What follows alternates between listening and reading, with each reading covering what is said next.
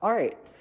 Hi, everybody. Welcome to the NAA. I'm here with Sara Demrow Dent and Cheryl Dyment here in their show.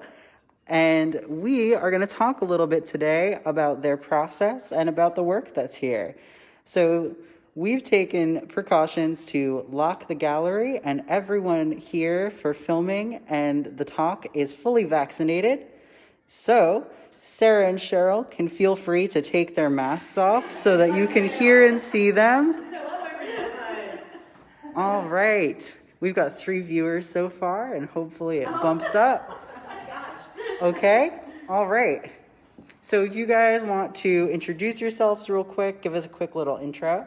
Cheryl, why don't you start? Okay, I'm Cheryl Dyment, and I've been a member here at the NAA since, at least 2003, if not before that. And I'll be forever grateful to this place because this is the first place I ever got to show work. And so I really got my start here. And it's great to be able to be here now with this new work. I live in Middleton. I have a great studio where I paint in a barn there. And I'll turn it over to you then. So I can go on and on. Well, Cheryl and I have similar stories. I started here as a member in 2002. Yeah. So I'm almost a 20-year member at the NAA. This was the first place I had my first one-person show. My solo show was here in the Hills. Same here. Yep, and that's where I got my very first gallery representation with Chameleon, which used to be that fabulous gallery in town, and then eventually moved to Walsingham. And I've been on the board here of the Newburyport Art Association for the past 7 years, and what's new for me is, as of April, my term has ended, and now I'm in full-time painting again, which feels pretty terrific. So instead of just doing pieces for individual shows, I've been working full-time in my studio here in Newburyport since January.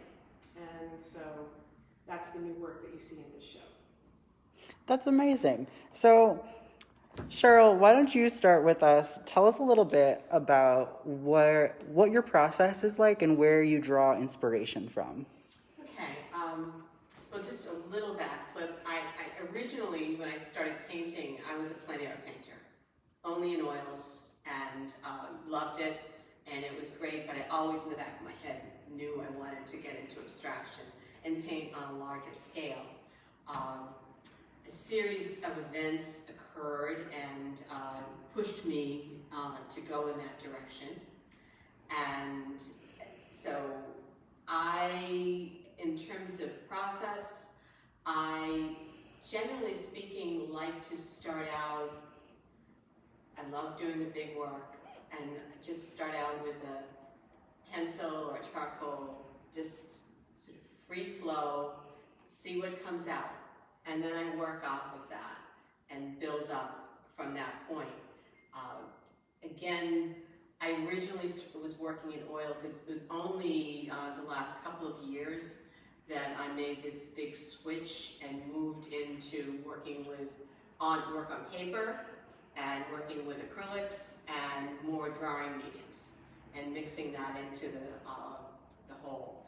And it's been wonderful. I had a health event, let's put it that way, and it prevented me from, I couldn't paint for almost 2 years. I couldn't paint abstractly, let's put it that way. My brain didn't want to go there. And then when I finally did, it was wonderful because I just opened up. I allowed myself, there's always a matter where you're giving yourself permission, but this was beyond that. It was just like, okay, no holds barred. What am I waiting for? Let's get it out there. So a lot of what you see here ties into that. And I was thinking about this question knowing we were coming over here today, and it brought me back to a painting I had done a few years before when I had started working in abstract, and I called it A Dance to Life. And I have to say, I think that really explains what this work is.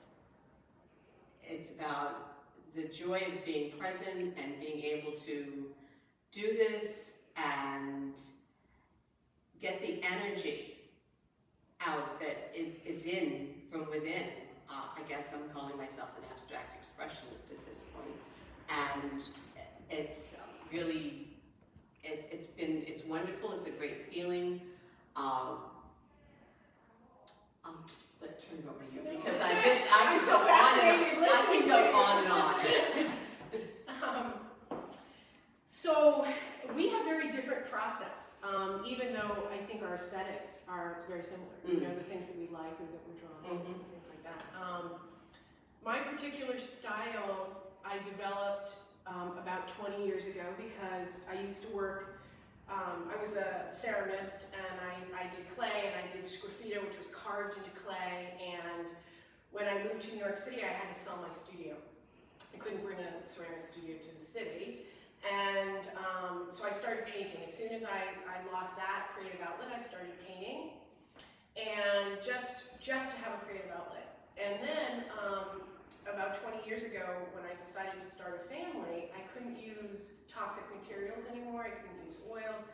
So I had to come up with a style that was using a water-based paint, an acrylic paint, but still make it look rich, like how I felt the oils were. So what I developed was I take all of my abstracted florals. I don't know if we're moving. Yeah, we can get closer. All of my abstracted florals, like fields of gold here, which are poppies. Everything starts out with a copper wash background. So I take all my canvases and I wash them with copper. And then I do a drawing in a low-tack charcoal on top. And that's very reminiscent to what I used to do in ceramics. And then I fill in the colors from there. I'm sure you can see like Art Nouveau is a huge component of my work. My thesis is in Art Nouveau jewelry in my master's. And I think the reason why a lot of my work kind of takes nature and makes it more architectural. I've thought a lot about this, and I think my my childhood, early days were pretty chaotic. And I look back at my old drawing books, and my favorite place was in my grandfather's garden, and he had a very orderly garden. I mean, there wasn't a weed. It was beautiful. It was a flower farm and vegetable farm in Boxford, Mass. And all my drawings were these like straight little, I didn't even back then. And I think what I'm doing is I'm taking something that's sort of wild and making it a little more ordered, and taking it into the surreal. So these poppies are not meant to look like a real poppy. They're my imagined sort of neo-realist, expressionist version of what a poppy looks like in my mind. And all of this work has the copper edge around it, because that's how it begins, as that copper drawing. Beautiful. Now, You know, one of the things that I know that was interesting in preparing for this show, and first of all, the fact that we are doing this show together was unusual. Not that we're happy to do that. You know, we're friends and said and admire each other's work, but we weren't sure how it was all going to come together. And, you know, one of the joys about, I mean, it's hard work to do an installation, but the other part is the joy you have when you do see it come together. And so I was here late Monday, and when I put these pieces together with Sarah's piece here, I was like, yes, that's singing to me. That's great. So it just shows that you can take something, as Sarah said, hers are obviously a lot more structured. In that respect, we're probably 180 degrees from each other. On the other hand, the palette and the life is there. And, you know, somebody could take this whole suite, right, and I love how this is hung like that. We really see how it could be in your home. Right. Exactly. Yeah. And likewise with this piece, this was supposed to be I was supposed to have a show last April and got shut down because of COVID. And this piece was my centerpiece then. It was it's called Unleashed. And again, this was, you know, when I first started being able to really get myself out there. And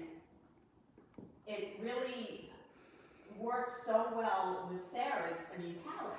This is the thing that, again, was so interesting when all was said and done, that they could go together. I mean, I've had a lot of input from people who have seen, I've sent videos out to a lot of clients who live far away too. And they love how it all looks together and how interesting it is to see a clearly abstract expressionist work with a more controlled work, but they marry so well. And to that point, is that people can use both in their home. Right.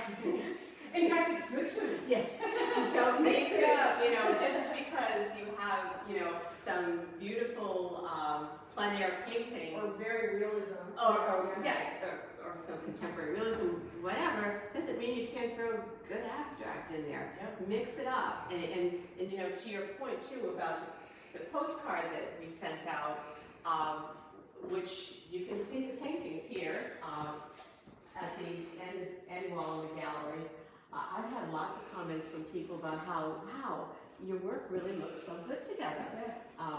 And we didn't plan those palettes, so no. I think it'd be interesting even for artists out there. Like, I had 12 weeks to prepare for this show. Yeah. And as Cheryl said, she had a lot of this work created for a special show she was to have right before COVID shutdown. Right. And for me, I had 12 weeks and my couple of commissions in there. And so basically, when it was time to do a postcard, we said, okay, what do we have that's going to work on a 6x9 postcard? And it was fun to sort of look at our palettes, and I think it was a real success, those two together. One of the things I wanted to touch on that I think was a great question, Mal, that you asked was, what advice would you give to younger artists? Yeah. Because that's such a big component of what the Newburyport Art Association does, and a big component of what I like to do. And I was the artist advocate here for quite a bit. And the question I would get most is, every time I look at your work, Sarah, I know it's you. What can I do? And the biggest advice I can give any artist starting out is to find your own voice, meaning I should be able to look at your work, whether it's the marsh, whether it's an abstraction, whether it's a buoy or a poppy, and say, oh, that's Sara Demrow Dent. I just know that. I know that. I know it. Because it's your own vision of how you see things. And the way you develop your personal identity within your art is by really looking. How do you see that marsh? What in that marsh speaks to you that calls to you more than anything? Is it the color? Is it composition? Is it how it's painted? And soon when you ask yourself those questions and then use the answer to those questions every time you start a new painting and say, okay, how is this tiger lily different to me than it would be if you did an abstraction of them, or how do I see that? And you slowly but surely will develop your own voice. And that's what a gallery is looking for. A gallery is looking for an artist to represent where they have a unique personal voice that comes through in the work. It doesn't matter what media it is. It doesn't matter if it's video art, fabric art, ceramics, painting, or within painting style. It just matters that you have an individual voice. I agree. Cheryl, what advice would you give? Oh, wow. I'm not sure I'm very good at giving advice here. I think listening to yourself and not, blocking out the nose, and by nose I mean the NOs, and the can't do this and can't do that, or I shouldn't do that, or I shouldn't do this. Like really letting yourself go where your heart wants to go.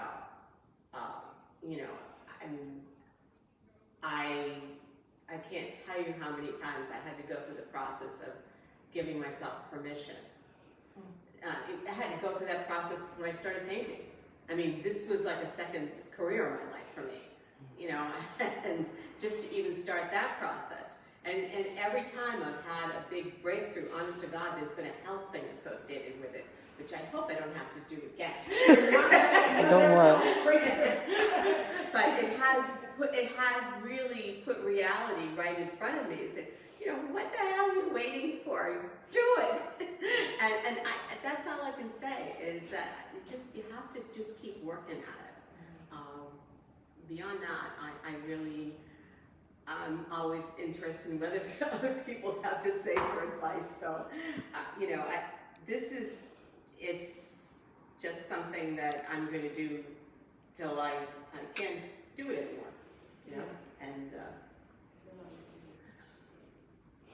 Well, I think we do it, and don't let me speak for you, but I think we do it because we kind of have to do it, like it's in there. oh yeah, I feel that. oh, it absolutely, it's got to find a way. I mean, all this energy, this gesture, it's got to find a way to get out and then talk to it while I'm doing it, and I mean, I can't wait to start working again.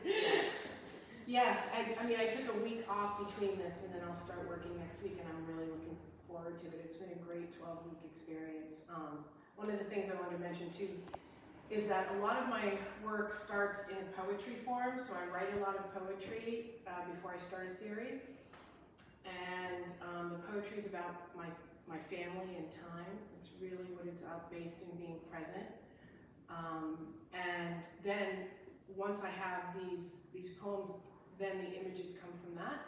Sometimes the words are written in the front of the piece, along the stems. Sometimes it's just written on the back. Sometimes it's not included in the work at all. It's not written on the back, but I know that that's where it came from. And everything that I paint, so every flower, every buoy, I live in Maine in the summertime, in a tiny little cottage by the water in Georgetown, Maine, and I collect all the buoys that wash up, and I have found some of the most beautiful, decrepit, crumbling, old buoys, and that was the inspiration for doing the buoys in this show. It was the first time I really played with this thick texture, and if you get close, you can see it's like 8 layers of a different color white, and but still within my boundaries. Right. And I actually started this painting off as an abstract painting, kind of controlled abstract painting. And I remember sending it to Cheryl saying, and I said, it's not gonna look like that when I'm done. And I did have to go in and You did a lot of work. I did a lot of work, and it's an experiment. And maybe next time it will be even more free, and But that's just the thing. I think it's all an experiment. Yeah. That's the way I approach it anyway. Because it's like, I don't want to repeat myself. Yeah, I love doing the new, It's all an experiment. And sometimes, I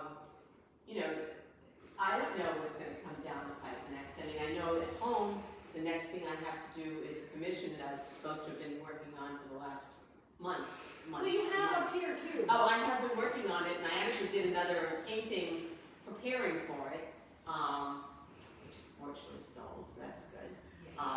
But I have a 40 by 60 inch wide piece that I have to do for someone in New York, and I'm still, not crazy about the idea of getting it down there, but we can deal with that.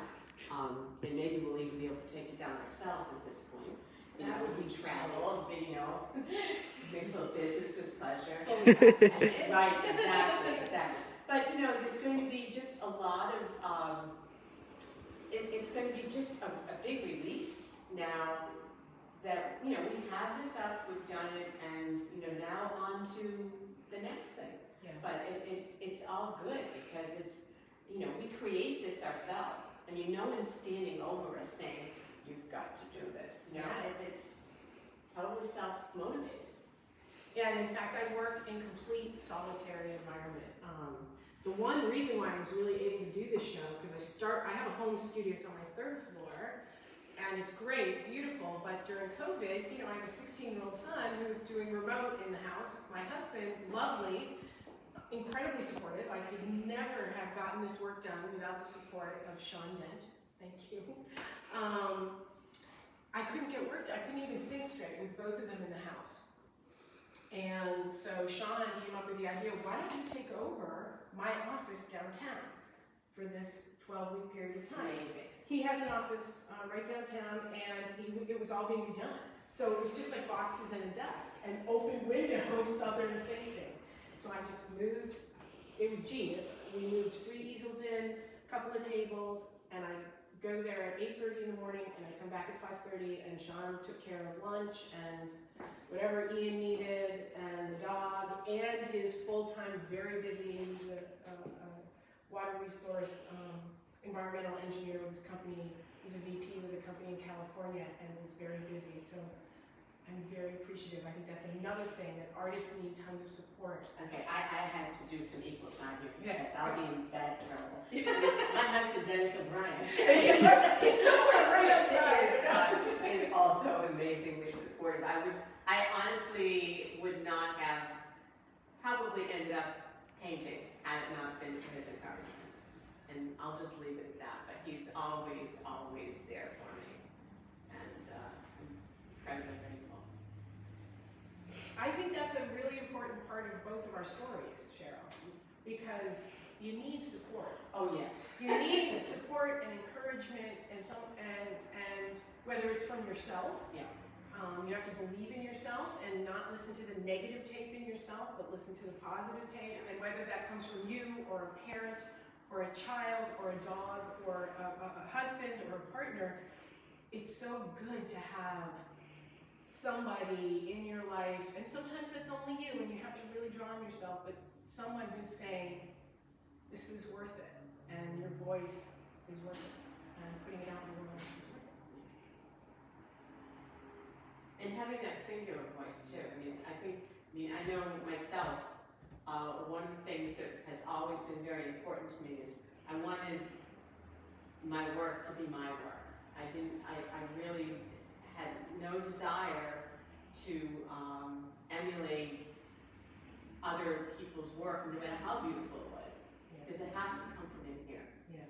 And that's always been my driving force. Well, that circles back to the first thing we were talking about finding your voice. Yeah. And when something speaks to somebody, or when you create a following of people who like your voice or your expression and how you see things, that's because it's so true. It's from inside. It's soulful, right? Right. It's soulful. And I can look at your work and I always know it's your work. Always. And same with you. And I feel incredibly proud to be sharing with you. Oh, well, vice versa. It's been a real honor, and I'm looking forward to seeing some people. That would be a nice change, wouldn't it, to see some people? I know we're having our meet and greet tonight. It'll be so nice to see some faces. Yeah. And we don't know what to expect because we are being. And we will have our masks Yeah, on. the NAA is incredibly safe and following all guidelines, so everyone will be masked. We will be having 10 people, I believe, ma'am, 10 guests in this area at a time. So I told people, bring a jacket. You might have to stand in the I did the same thing. If they contacted me, I said, well, just be prepared. Yeah. Dennis is going to be taking numbers. He's going to be in the gift shop, so he's in a suit and doing the numbers. So we're looking forward to seeing people. I think art is also about sharing. You're sharing your vision, your soul, and then it's nice to share it with other actual people. Yeah. And if you walk away feeling lifted by that, Yeah. wonderful. Yeah. Especially now. Yeah, and it's a great time to buy art because I think we've been in our homes for so long, and we all know, like, oh, this would be so fabulous. I have an art collection. Maybe you can imagine, like, I've collected it my whole life. They mean everything to me. And Sean would say if the house was on fire, she'd get Ian, our son, and the art, and then I'd be like straggling out. But I've never made an art purchase that I've ever regretted. No, Because yeah. when you see something and you know the feeling, when you love it, you're like, oh my gosh, I love it. And then if you let one slip away, you kick yourself forever. And you never forget it. No, I know, I've got it in my head.